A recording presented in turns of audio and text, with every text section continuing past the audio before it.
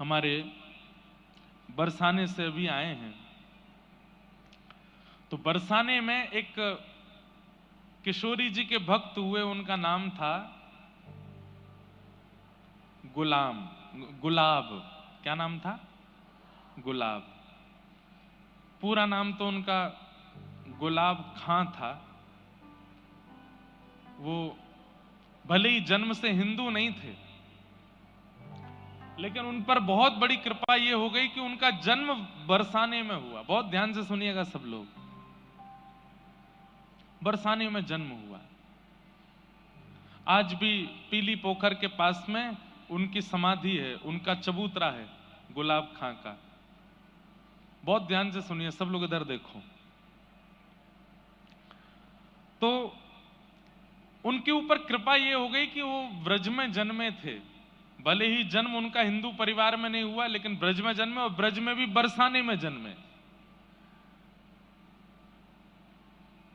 ब्रज में जन्म होना बहुत बड़ी बात है। फिर ब्रज में भी गोवर्धन, नंदगाम, बरसाना, वृंदावन, गोकुल में जन्म होना बहुत बड़ी बात है।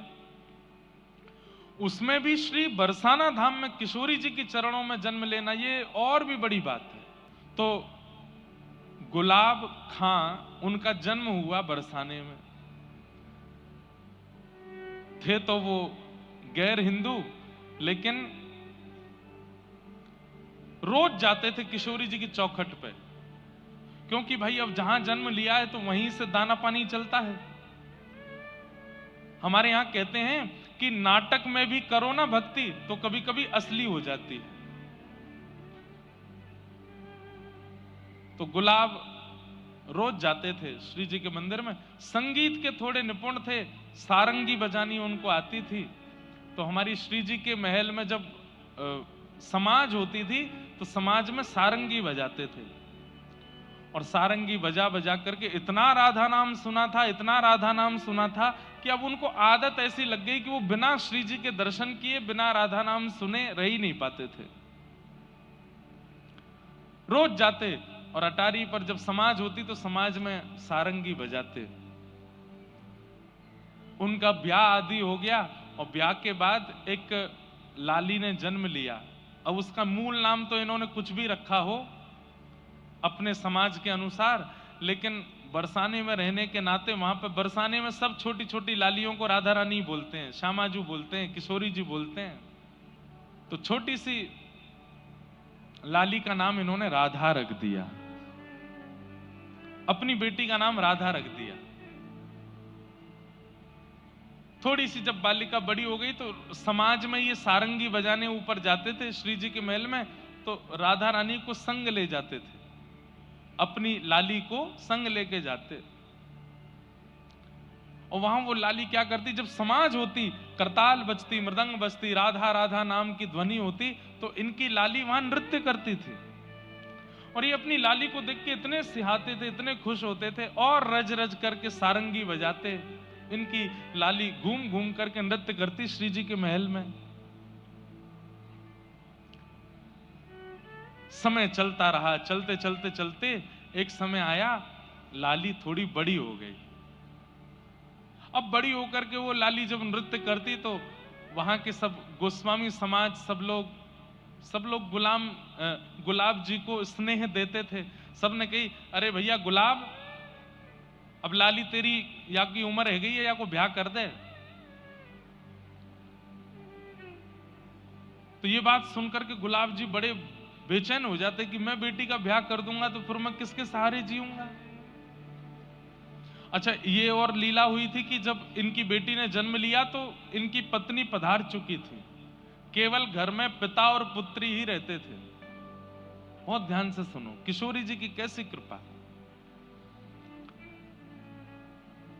नित्य अपनी बेटी को देखते और वो नृत्य करती। सब लोगों ने कहा लाली का ब्याह कर दो, तो गुलाब जी और तो कोई बहाना नहीं देते, एक ही बहाना देते, मुझ पर व्यवस्था नहीं है, कैसे ब्याह करूं, ब्याह करने के लिए तो थोड़ी व्यवस्था होनी चाहिए।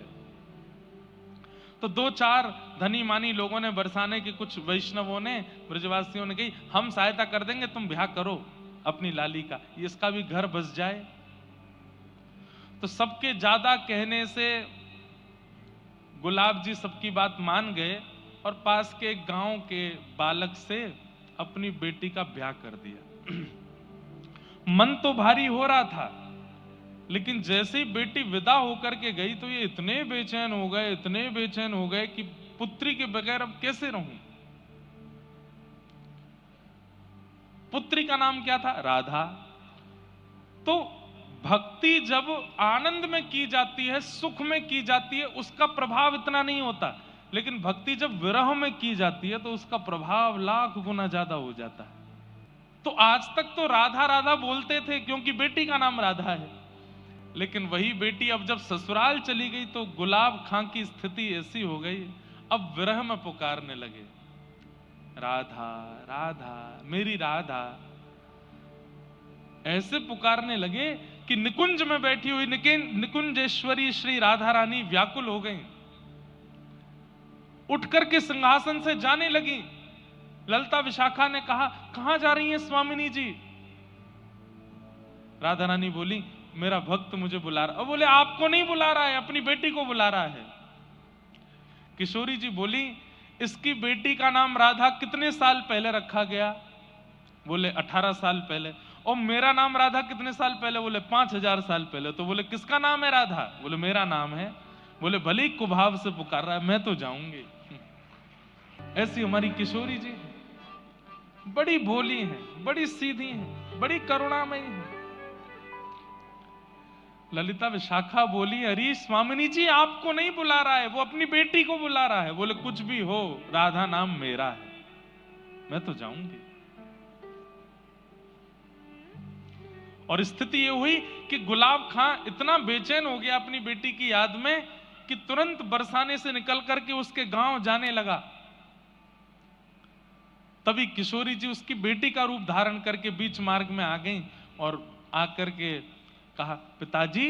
अरे बेटी तुरंत दौड़ करके अपने हृदय से लगाया। आज जैसे अपनी पुत्री को हृदय से लगाया तो ऐसी अनुभूति उसको जीवन में कभी नहीं हुई जैसी आज हो रही है, क्योंकि किशोरी जी हैं, लाली नहीं है उसकी। पिताजी इतनी धूप हो रही है, इतनी गर्मी हो रही है, आपको प्यास लगी होगी, तुरंत अपना पानी जल लेकर के आई किशोरी जी, पिला दिया। पिताजी एक बात आपको समझाऊं। अब देखो किशोरी जी ये नहीं चाहती कि ये बरसाना छोड़ करके जाएं कहीं भी, तो क्या बोली, पिताजी आप रोज रोज मेरी ससुराल आओगे तो ससुराल वाले मुझे बहुत कष्ट देंगे। बोले, कैसा पिता है तेरा, रोज आ जाता है, रोज यहीं आ जाता है, इसलिए पिताजी आप मत आया करो। मैं आपको वचन दे देती हूं, जब आप ऊंचे स्वर में करुण होकर के मुझे पुकारोगे, राधा राधा राधा मेरी लाली राधा, मैं तुरंत आ जाया करूंगी, मैं आ जाया करूंगी। अब गुलाब खां के लिए किशोरी जी नहीं बोल रही हैं, गुलाब खां को तो अपनी बेटी दिख रही है। बोले, मेरी बेटी कह रही है, अच्छा लाली तू आ जाएगी? बोले, हाँ। और वही होता, गुलाब खां जब जब पुकारते किशोरी जी पुत्री का रूप धारण करके आ जाती और आकर के बैठ जाती उनके। बहुत दिन निकल गए, रोते रोते पुकारते, लेकिन किशोरी जी नहीं आई।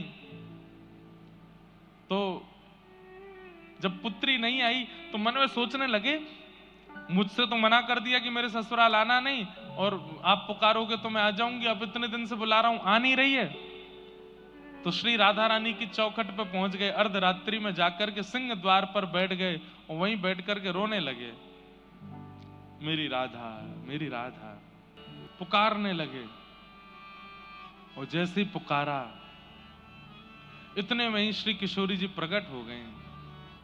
3 दिन से कुछ खाया पिया नहीं था गुलाब खां ने। और किशोरी जी प्रकट होकर के बोली, पिताजी का भयो, आप काईकू इतने परेशान है रहे? अरे लाली मैं तुमको कितनों बुलायो, तू काईकू ना आई? बोले, पिताजी अब आ गई ना। बोले, पिताजी बहुत दिन हो गए आपने सारंगी नहीं बजाई, अब एक सारंगी बजाओ, मैं नृत्य करूंगी। अर्धरात्रि का समय, तुरंत गुलाब खां सारंगी लेकर के आए, बजाने लगे।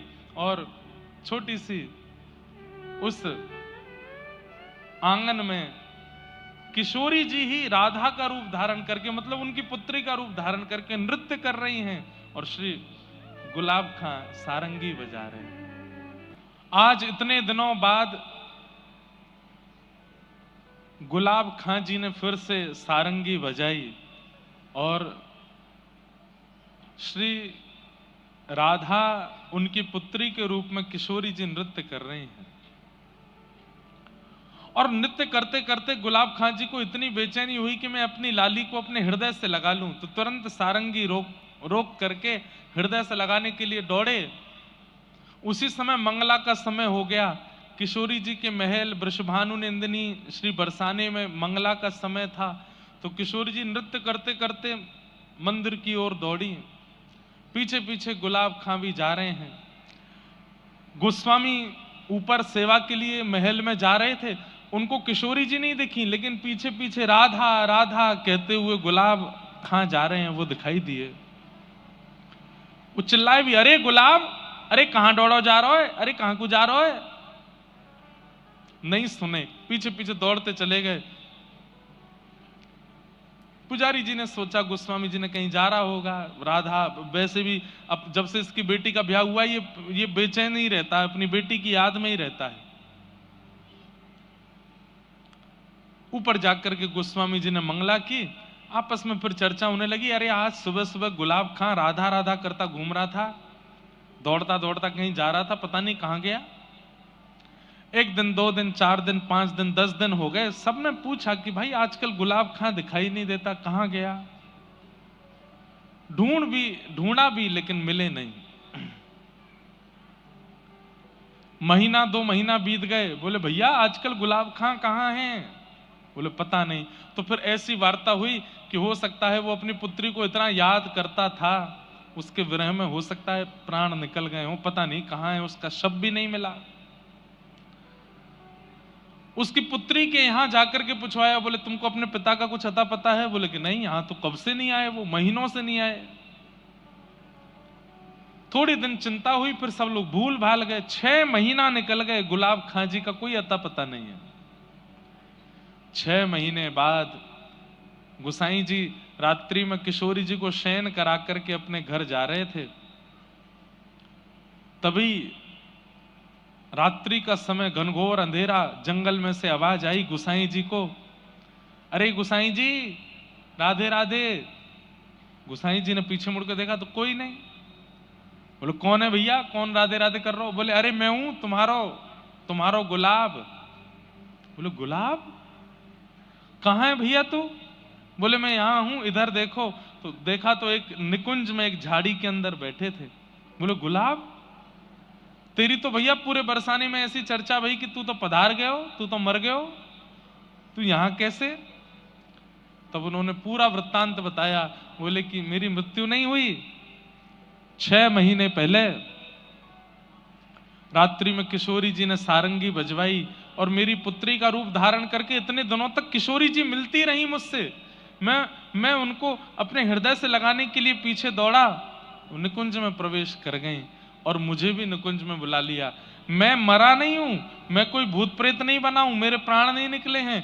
किशोरी जी ने अब मुझको निकुंज में सारंगी की सेवा दे दी है, मैं निकुंज में पहुंच गया हूं और मेरा एक नाम रख दियो है। बोले कहा।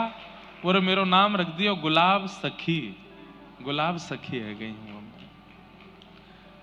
सुबह। और इतना कहकर के वो अंतर ध्यान हो गए। सुबह पुजारी जी ने ये बात सब गोस्वामियों को बताई, बरसाने के लोगों को बताई। और आज भी बरसाने में वहीं पीली पोखर के पास गुलाब सखी जी का चबूतरा है।